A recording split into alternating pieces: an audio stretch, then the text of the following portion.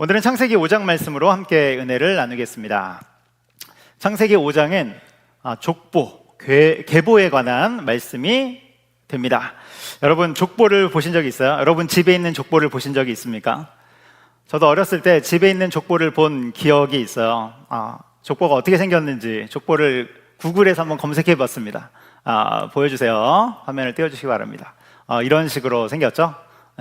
내용을 보면 다음 그림에는 속이 있을 것 같아요. 이런 식으로 이름이 쭉 써 있습니다. 다음도 있죠? 네, 이렇게 돼 있어요. 저도 어렸을 때 이 집에 있는 족보를 본 적이 있는데 이런 식으로 생겼던 기억이 있습니다. 옛날에는 이것을 귀하게 여겼죠. 이 족보책을 귀하게 여기지 않았습니까? 그래서 족보책을 잘 숨겨놨어요. 도둑이 와서 이거 훔쳐가면 안 되니까. 어디다 숨겨놨습니까? 저희 아버지는 장롱에 그 이불 속에 깊이 숨겨놨던 기억이 있어요. 귀한 거니까 귀하게 대접했죠. 저는 진씨인데 여양 진씨입니다. 여양 진씨 그리고 매호공파인데요. 저희 시조는 고려시대의 장군님이세요. 고려시대의 장군이 시조이죠.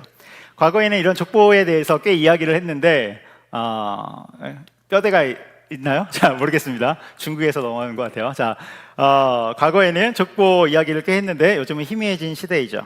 근데 오늘 본문은 이 족보, 계보에 대한 말씀이 되는 것입니다.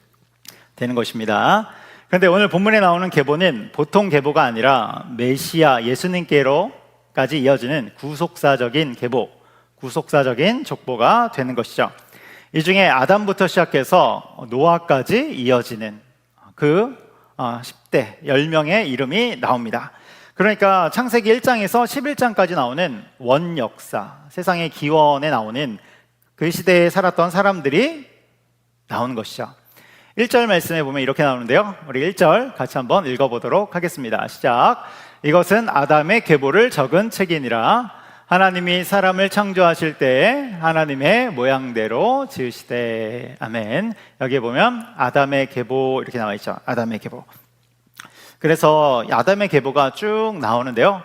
그런데 오늘 본문인 창세기 5장 말씀은 사실 전장인 창세기 4장 후반부부터 연결되는 말씀이에요. 창세기 4장 후반부부터 연결됩니다. 그래서 4장 16절부터 보면 뭐가 나오냐면 여러분 가인의 족보가 나옵니다. 가인의 계보가 나와요. 그래서 4장 16절에는 가인, 17절에는 에녹, 18절에는 이랏과 무후야엘. PPT를 한번 보여주시겠어요? 네, 이렇게 족보가 나옵니다. 스크린이 켜서 잘 보이죠? 네, 가인, 에녹, 이랏, 무후야엘 이렇게 쭉 나오는 것이 창세기 4장 후반부의 말씀이 되는 거예요. 그리고 5장에 넘어와서는 누구의 족보가 나온다고요? 아담의 족보가 나오는 거예요. 더 명확하게 하면 셋의 족보가 나오는 것이죠. 그러니까 이 두 족보, 두 계보를 딱 대비하면서 우리 가운데 보여주는 거예요. 이 두 가지를 대비하면서 보여주면서 너무나도 중요한 메시지를 우리 가운데 말씀하고 있는데요. 무엇입니까? 세상에는 두 가지 계보가 있다는 거예요. 가인의 계보는 무엇입니까? 자기 자신을 하나님으로 섬기는, 주인으로 섬기는 그 계보이고, 또 아담의 계보, 셋의 계보는 무엇입니까? 하나님을 주인으로 섬기는 그 계보이죠. 이 두 계보가 세상의 두 가지 흐름이라는 거예요. 두 가지 흐름.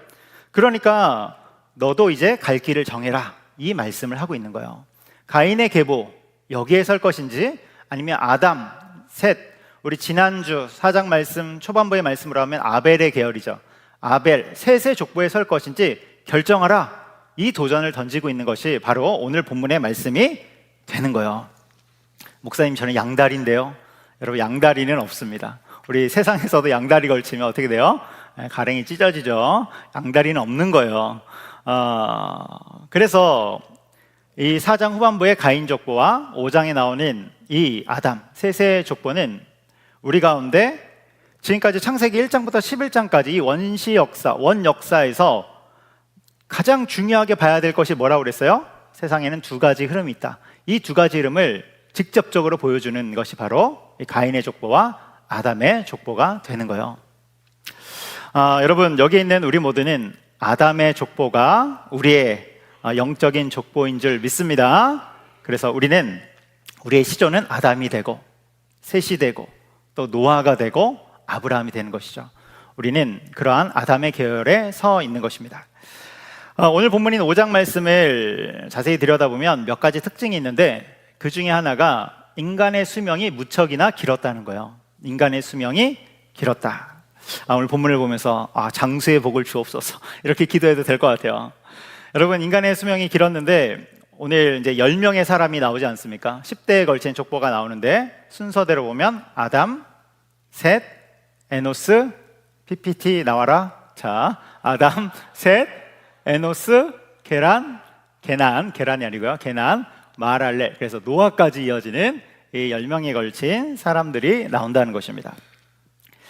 근데 나이를 보세요. 여러분, 웬만하면 900세가 넘죠.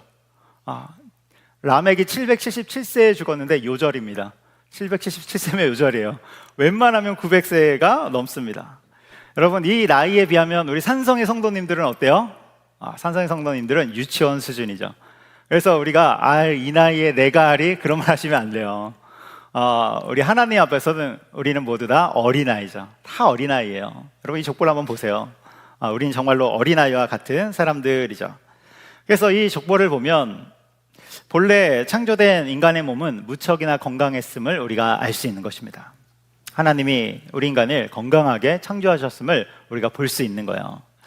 일단 당시의 자연 환경이 너무나도 좋았을 거예요. 자연 환경이 좋았을 것입니다. 그런데 노아 홍수 심판 이후에 인간의 수명이 점점 줄어들죠. 그리고 쭉 줄어들다가 100세 정도로 고정이 된 것입니다. 그 정도까지 줄어들게 되는 거예요. 그러면 그 당시는 왜 인간의 수명이 더 길었을까? 이것에 대해서 막 조사하면서 중요하게 나오는 이론이 궁창 위의 물이죠. 하나님이 처음 세상을 창조하셨을 때는 궁창 위의 물과 궁창 아래의 물 두 가지로 창조하셨잖아요. 두 가지로 창조하셨어요. 그래서 궁창 위의 물, 지구 위에 물층, 수막층이 있어서 기후가 안정되고 이 수막층이 방사선과 자외선, 선크림 바를 필요가 없죠. 자외선을 차단해주고, 그리고 지구를 온실 효과로 온 지구가 아열대성 기후를 갖도록 이렇게 해준 것이죠. 그러니까 어떻습니까? 세포 손상이 느리고 노화가 천천히 진행되고 질병이 적고, 그래서 노아 홍수 이전의 사람들은 오래 살았다는 이론, 이게 이제 창조과학의 이론이죠. 창조과학의 이론. 여러분, 그래서 하나님이 본래 우리 가운데 주신 것들을 보면 너무나도 아름다운 것들이에요. 너무나도 좋은 것들을 우리 가운데 주셨죠. 그런데 세상이 왜 타락하고 왜 이렇게 아픔 가운데 들어가게 됩니까? 인간이 죄를 선택하면서 이 모든 세상이 타락하게 된 것이죠. 인간이 죄를 선택했다는 것은 근본적으로 뭘 뜻하는 거예요? 내가 무슨 거짓말을 하고 나쁜 짓을 하고 이런 것은 다 죄의 열매이죠. 근본적인 죄는 무엇이냐면 스스로 하나님이 되려고 하는 것, 스스로 주인이 되려고 하는 것, 이것이 근본적인 죄가 되는 것이죠. 하나님 자리에 인간이 올라가려고 했기 때문에 세상은 타락하고 다 어그러진 거예요. 그러므로 인해 자연 환경까지도 타락하게 되면서 인간의 모든 수명이 줄어들게 된 것이죠. 이런 것들을 보면 죄의 파괴력이 얼마나 큰지를 우리는 다시 한번 보게 되는 것입니다. 죄의 파괴력, 굉장하다는 것을. 여러분, 죄는 그런 것이죠. 그래서 오늘 족보를 보면 사람 이름들이 쭉 나와요. 인간의 수명이 참 길었다, 우리가 이걸 볼 수 있는데, 그런데 마지막에 가면 뭐라고 나옵니까? 그들은 죽었다, 이렇게 나와요. 죽었다. 그래서 오늘 나오는 이 족보들을 쭉 살펴보면 죽음의 역사구나, 인간의 역사는 결국 끝이 있는 역사구나, 이것을 우리가 보게 된다는 거예요. 여러분, 인간은 결국 다 죽습니다. 여기 있는 우리 모두도 이 땅에서의 삶을 다 마감하게 되죠. 그런데 우리 하나님은 어떤 분이십니까? 영원히 살아계셔서 온 땅을 다스리는 분인 줄 여러분 믿으시기 바랍니다. 인간은 유한하지만 하나님은 영원하시고, 인간은 죽지만 하나님은 늘 살아계시는 분이에요. 그렇기 때문에 우리가 이 땅을 살아갈 때 누구를 의지하며 살아갈 것입니까? 여러분, 사람을 의지하고 사람을 신뢰하며 살아갈 것입니까? 사람은 죽는다니까요. 하나님을 의지하고 영원하신 하나님을 신뢰하면서 살아가는 거예요. 여러분, 사람은 신뢰의 대상이 아니라 무슨 대상이에요? 사랑의 대상, 사랑의 대상. 사람은 의지하고 신뢰하는 대상이 아니라 사랑하고 섬기고 그런 대상이 되는 거예요. 그래서 오늘 본문을 보면 낳고 살고 죽었다. 이것이 반복되어져 나오지만 결국은 죽음의 역사죠. 그래서 5절에 보면 아담이 죽고, 8절에 보면 셋이 죽고, 11절에 보면 에노스가 죽고, 다 죽어요. 한 사람만 예외죠. 21절에 나오는 에녹만 살아서 승천하게 되지 않습니까? 그래서 창세기 3장 19절에 나오는 것처럼 너는 흙이니 흙으로 돌아갈지니라, 이 말씀이 정확하게 이루어지고 있는 것을 보게 되는 것이죠. 그래서 인간의 역사는 죽음의 역사인데요. 그런데 여러분, 여기에서 우리가 중요하게 살펴야 될 게 있어요. 인간의 역사는 죽음의 역사이지만, 그런데 근본적으로 살피면 사람은 죽지만 하나님의 약속은 이어진다는 사실이에요. 하나님의 약속은 사람이 죽었다고 해서 취소되거나 사라지는 것이 아니라 계속해서 이어져 간다는 거예요. 놀라운 일이죠. 그래서 아담이 죽었지만 메시아 계보, 그 메시아의 약속이 계속해서 이어지는 것입니다. 사람은 죽지만, 홍수 심판이 임했지만, 그러나 하나님의 약속은 살아있어서 계속해서 그 계보가, 메시아 계보가 이어지는 것이죠. 아브라함이 100세까지 자녀를 낳지 못하지만, 여러분, 그럼에도 불구하고 하나님의 그 메시아 약속, 그 계보가 이어지는 거예요. 그래서 우리가 꼭 기억해야 할 것은, 사람은 흔들릴 수 있고 사람은 사라질 수 있지만 하나님의 약속은 영원하고 하나님의 계획은 멈추지 않는다는 사실, 여러분, 이 사실을 꼭 기억하시기 바랍니다. 그래서 이것을 우리에게 적용하면 무엇입니까? 우리를 향한 하나님의 약속, 우리와 가정과 그리고 우리 교회를 향한 하나님의 계획들은 멈추지 않고 계속해서 일을 이루어 가신다는 사실을 믿으시기 바랍니다. 그래서 여러분, 흔들리지 말고, 사람을 보면 다 흔들리는 거예요. 상황을 보면 다 흔들리는 거예요. 하나님의 약속과 그 신실하심을 붙들 때 우리가 온전히 흔들리지 않고 믿음의 길을 갈 수 있음을 기억하시기 바랍니다. 이 지점에서 죄에 대한 한 가지 적용점을 나눌 거예요. 죄에 대한 한 가지 적용점. 여러분, 중국 속담에 천리 뚝도 개미 구멍에 무너진다, 이런 말이 있어요. 천리 뚝도 개미 구멍에 무너진다. 고대 중국에 황하강 근처에 있는 마을이 있었어요. 황하강 근처의 마을. 강 근처니까, 여러분, 황하강은 툭하면 범람하잖아요. 그러니까 마을에서 뚝을 쌓아놨어요. 범람하지 못하도록 뚝을 쌓았습니다. 근데 고대 시대니까, 지금 시대 같으면 뭘로 쌓습니까? 콘크리트로 이렇게 쌓잖아요. 시멘트로, 세멘 발라가지고 이렇게 하지 않습니까? 근데 그 당시는 고대 시대니까 흙으로 댐을, 제방을 쌓은 거예요. 뚝을 쌓은 것이죠. 그런데 하루는 어떤 농부가 그 뚝 길을 쭉 지나다가 개미굴을 본 것입니다.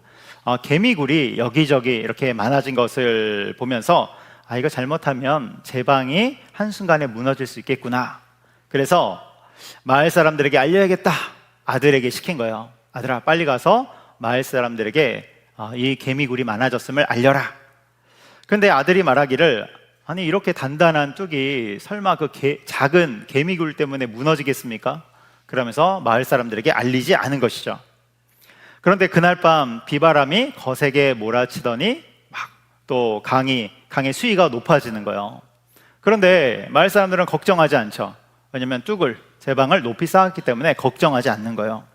그런데 그때 작은 개미 구멍으로 물이 조금씩 침투하기 시작하더니 나중에는 그 구멍이 점점 커지는 것이죠. 그래서 분수처럼 물들이 막 솟아져 나오더니 뚝이 일시에 무너져 버린 것입니다. 그래서 그 마을은 물바다가 되었고 논밭도 모두 잠기게 되었다는 이야기죠. 이 이야기에서 나온 속담이 천리뚝도 개미 구멍에 무너진다, 이런 속담이 나온 것입니다. 그러니까 무엇입니까? 개미 구멍 같은 작은 틈이라도 방치해두면, 중요한 것은 방치해두는 거예요. 방치해두면 모든 것을 망칠 수 있다는 것이죠. 여러분, 죄의 속성이 이와 비슷하지 않습니까? 죄, 아주 작은 죄라고 할지라도 발견하면 즉시 그것을 정리해야 옳은 것이죠. 발견했음에도 불구하고 방치한다면 여러분, 그때부터 문제가 되는 거예요. 잘 가고 있는 것 같은데, 잘 살고 있는 것 같은데 작은 틈이 우리 영혼을 무너뜨릴 수 있음을 여러분 기억하시기 바랍니다. 그래서 에베소서에서 이렇게 말씀하죠. 우리 에베소서 4장 26절에서 27절 말씀을 같이 한번 읽어보도록 하겠습니다. 에베소서 4장 26절에서 27절 같이 읽습니다. 분을 내어도 죄를 짓지 말며 해가 지도록 분을 품지 말고 마귀에게 틈을 주지 말라. 아멘. 여러분, 틈을 주지 않는 우리가 되기를 주님의 이름으로 축복합니다. 틈이 보였다면 방치하지 말고 기도하고, 회개할 것은 회개하고, 정리할 것은 정리하고, 해가 지도록 분을 품지 말고, 화가 나는 일이 있고 또 분이 나는 일이 있지만 해가 지도록 분을 품지 말고. 여러분, 분노 중에 오신 분들이 있습니까? 이 구절을 받으시기 바라요. 해가 지도록 분을 품지 말고. 물론 우리는 죄성을 지니고 있기 때문에 완벽할 수 없어요. 그렇기 때문에 항상 기도하며 나가는 것이죠. 주님 도와주시옵소서. 주님 우리를 긍휼히 여겨 주옵소서. 성령님으로 충만케 하여 주옵소서. 인간으로 충만한 것이 아니라 성령님으로 충만하게 하여 주옵소서. 할렐루야. 아멘. 우리는 그렇게 기도하면서 나가는 것입니다. 여기까지 오늘 말씀의 첫 번째예요. 인간의 수명과 죄의 관계입니다. 인간의 수명과 죄의 관계. 두 번째를 볼 텐데요. 두 번째는 무드셀라에 관한 것입니다. 무드셀라에 관한 것. 우리 무드셀라의 이야기가 25절로 27절에 나옵니다. 한번 같이 읽어보도록 하겠습니다. 같이 읽을게요. 시작. 무드셀라는 187세에 라멕을 낳았고, 라멕을 낳은 후 100 지내며 자녀를 낳았으며, 그는 900 글자가 이렇게 안 보이죠? 네, 그렇습니다. 자, 여기에 보면 무드셀라가 나와요. 무드셀라의 특징이 뭡니까, 여러분? 성경에서 가장 오래 산 사람, 가장 수명이 긴 사람이 바로 무드셀라이죠. 몇 살까지 살았어요? 네, 969세. 우와, 엄청나지 않습니까? 호를 무드셀라로 해야 되나? 그런 생각이 들어요. 자, 여러분, 무드셀라가 나옵니다. 5장에는 무드셀라가 나오고요, 다음 장인 6장에는 노아의 홍수 이야기가 나오죠. 그런데 여기에 나오는 무드셀라의 나이와 홍수 심판은 연결이 되어 있어요. 연결이 되어 있는 그런 부분이 있는 것이죠. 무드셀라의 이름의 뜻이 있는데요. 뜻은 첫 번째는 창 던지는 사람이에요. 창 던지는 사람. 고대 사회에서 창 던지는 사람은 어떤 사람이냐면 부족을 지켜주는 사람입니다. 부족을 수호하는 사람이에요. 그런데 이 부족을 지키고 수호하는 사람이 죽게 되면 어떻게 됩니까? 이 부족은 심각한 위험에 처해지게 되는 것이죠. 때로는 부족이 적들에 의해 멸망당할 수 있는 거예요. 이게 무드셀라 이름의 첫 번째, 창 던지는 사람. 두 번째 뜻은 죽으면 보내진다는 거예요. 죽으면 보내진다. 이게 무슨 말일까? 이걸 의역하면 이 사람이 죽으면 심판을 받는다는 거예요. 이 사람이 죽으면 심판이 임한다. 그러니까 창 던지는 사람과 비슷하죠. 이 사람이 죽으면 그가 속한 공동체에 심판이 임하게 되는 거예요. 그래서 실제로 무드셀라가 살았던 나이를 계산해보면 그가 죽고 나서 홍수 심판이 시작되었음을 우리가 알 수 있는 것이죠. 정말로 그 이름의 뜻처럼 그가 죽고 나서 이 땅 가운데 노아 홍수의 심판이 시작된 거예요. 참고로 계산법을 알려드리면, 아까 읽었던 우리 구절에서 무드셀라가 187세에 라멕을 낳죠. 187세 라멕을 낳죠. 라멕은 182세에 아들 노아를 낳죠. 아들 노아를 낳습니다. 그리고 노아 나이 몇 세 때 홍수 심판이 임했을까요, 여러분? 600세. 60세 아니고 600세. 600세에 홍수 심판이 임한 것입니다. 그래서 187, 182, 600을 다 합치면 969세가 되는 거예요. 그러니까 그 해에 무드셀라가 죽고, 그리고 홍수 심판이 이 땅에 임한 것이죠. 놀라운 이야기죠. 그런데 여러분, 무드셀라의 이름을 누가 지어줬습니까? 그의 아버지 에녹이 지어줬어요. 에녹. 여러분, 에녹은 우리가 너무나도 잘 아는 인물인데, 그는 이 땅에서 하나님과 동행하며 살다가 하나님과 너무나도 친밀감을 누린 나머지 하나님이 그를 기뻐하셔서 그대로 데려가셨죠. 죽음을 맛보지 않고 그대로 승천한 인물이 되는 거예요. 하나님이 그를 얼마나 사랑했는지, 또 에녹이 하나님과 얼마나 동행했는지 죽음을 맛보지 않고 승천한 것입니다. 이토록 하나님과 친밀했던 에녹이 그의 아들의 이름을 지을 때 무드셀라로 지은 거예요. 그렇다면 여러분, 그냥 지었겠습니까? 하나님으로부터 계시를 받은 것이죠. 하나님이 그 아들의 이름을 지을 때 그 비밀을 알려주신 것이죠. 그래서 여러분, 에녹은 이 비밀을 알았던 사람일 가능성이 많아요. 그리고 이것을 근거로 또 반대로 에녹이 하나님과 동행할 수밖에 없었던 이유를 설명하는 그런 해석도 있어요. 이건 약간 흥미로운 그런 재미있는 해석인데요. 에녹이 하나님과 동행할 수밖에 없었던 이유, 여기엔 약간 상상이 들어가요. 그래도 소개를 해보겠습니다. 여러분, 에녹은 하나님과 동행하며 살고 이 땅에 심판이 있을 것을 알았어요. 근데 언제 심판이 있을까? 하나님이 그때와 시를 정확하게 알려주지는 않았어요. 근데 힌트로 알려주셨죠. 힌트가 뭡니까? 무드셀라가 죽고 나서, 무드셀라가 죽으면 심판이 임한다는 그 힌트를 받은 사람이라는 거예요. 근데 여기에서 약간 이제 상상이 들어가요. 재밌는 상상. 뭐냐면, 무드셀라가 몸이 약하지 않았을까? 그래서 조금 살다가 애가 시름시름 알면 빨리 하나님께 가서 기도하는 것이죠. 세상이 끝이 오는구나, 이제 세상에 심판이 오는구나. 그러면서 하나님께 기도하는데 아이가 나요. 그래서 조금 한 달 또 살다 보면 애가 감기에 걸려서 또 골골대죠. 그럼 어떻게 해요? 세상이 끝날 것 같으니까 빨리 하나님께 가서 또 기도하고 종말을 준비하는 거죠. 근데 보면 애가 낳고, 애가 골골대면서 몇 살까지 살아요? 969세까지 살아가는 그 기적 속에서 노아는 늘 종말을 준비하면서 살아갈 수밖에 없었어요. 아들이 죽으면 세상이 끝나니까, 주님 만나니까 열심히 기도하고 하나님 앞에 나가서 하나님을 붙잡을 수밖에 없었던 것이죠. 그러다 보니 하나님과 깊이 동행하게 되고, 하나님이 누구신지 깊이 알게 되고, 하나님과 깊은 사랑 속에서 주님이 그를 데려가셨다는 이론이죠. 흥미로운 이론이죠. 우리 에녹에 관한 구절이 21절로 23절에 나오는데 여기도 한번 같이 읽어볼까요? 21절에서 23절 있습니다. 에녹은 65세에 무드셀라를 낳았고, 무드셀라를 낳은 후 300년을 하나님과 동행하며 자녀를 낳았으며 그는 365세를 살았더라. 아멘. 여기 보면 에녹이 65세에 무드셀라를 낳잖아요. 그렇죠?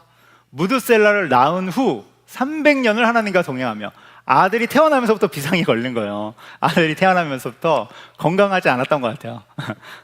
그렇습니다. 그러니까 에녹의 삶의 환경을 보면 하나님께 나아갈 수밖에 없었던 환경이다, 이것을 유추해 볼 수 있는 것이죠. 이런 것을 보면 우리의 삶의 고난과 어려움은 때때로 필요한 그런 요소들이다. 여러분, 우리가 정말 하나님께 언제 더 간절하게 나아가게 됩니까? 고난이 올 때, 어려움이 올 때 정말 하나님께 더 간절하게 나아가게 되잖아요. 그런 고난과 또 힘겨움이 정말 반갑지 않고 또 버겁지만, 여러분, 그러한 고난과 어려움이 올 때 우리가 에녹의 자리에 있음을 여러분 기억하시기 바랍니다. 하나님이 에녹의 자리로 우리를 부르신 거예요. 에녹의 자리가 무슨 자리예요? 기도하는 자리, 하나님을 더 바라보는 자리, 하나님을 더욱더 의지하는 자리, 여러분 그 자리로 우리를 부르신 것입니다. 이런 말이 있죠. 어떤 사람은 고생이 고생으로 끝나지만 다른 사람은 고생이 유익한 훈장으로 승화된다. 다시 읽어드릴게요. 어떤 사람은 고생이 고생으로 끝나지만 다른 사람은 고생이 유익한 훈장으로 승화된다. 멋진 말이죠. 여러분, 실제로 고생이 생고생으로 끝나는 사람이 있어요. 고생을 열심히 했는데 그냥 생고생으로 끝나는 거예요. 누굽니까? 그 고생 속에서 상처를 그냥 다 끌어안는 사람들, 그 고생을 통해서 절망 속에 자신을 가둬버리는 사람들, 고생을 그냥 생고생으로 두는 것이죠. 그런데 반대로 고생이 유익한 훈장으로 승화되는 사람들이 있어요. 누굽니까? 믿음으로 통과하는 자들, 믿음으로 고난을 통과하는 자들. 그들 가운데는 고생이 고생으로 끝나지 않고 믿음의 유익한 훈장이 되는 것입니다. 여러분, 그 대표적인 인물이 다윗이잖아요. 다윗이 죽도록 고생했지만 그 인생은 고생으로 끝나지 않고 유익으로 승화되죠. 이유가 무엇입니까? 믿음으로 통과됐기 때문에 그래요. 여러분, 고난이 때때로 우리의 삶에 필요한 요소지만 이것을 어떻게 통과하느냐에 따라서 그 결과는 완전히 다른 것입니다. 고난을 통과했음에도 불구하고 그냥 고생으로 끝나는 사람들이 있다니까요. 그런데 어떤 사람은 똑같은 고난을 통과했는데 그것이 오히려 그 사람의 믿음의 성숙을 이뤄내고 놀라운 열매를 맺게 하는 그런 사람들이 있다니까요. 차이는 한 가지입니다. 한 가지. 뭡니까? 믿음으로 그 고난을 통과하느냐, 믿음으로 그 상황 가운데 나아가느냐. 할렐루야. 여러분, 여기에 비밀이 있음을 기억하시기 바랍니다. 그러니까 다윗은 어떻게 됩니까?